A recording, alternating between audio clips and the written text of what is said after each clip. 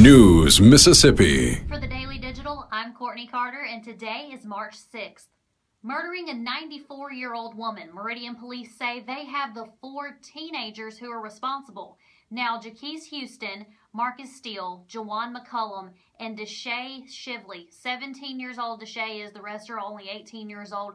They're the ones who have been booked for killing Eva Carmichael. She was 94 years old. She had been living in her house for about 60 years. Now, the police are saying that the teenagers wanted to rob the home and they did not know that Miss Carmichael was home. When they were surprised by Miss Carmichael being in the home, they shot her multiple times before leaving. She tried to call 911, but she wasn't able to talk, so police were sent out and she was actually dead before anyone got there.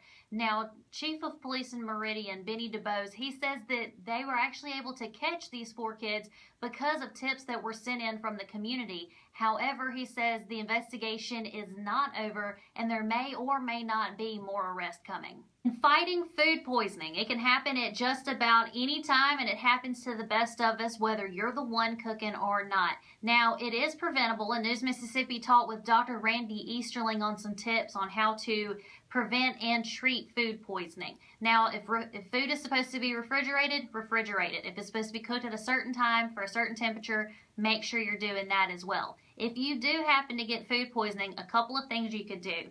Clear liquids for vomiting, over-the-counter medications for upset stomach, diarrhea, and any other symptoms.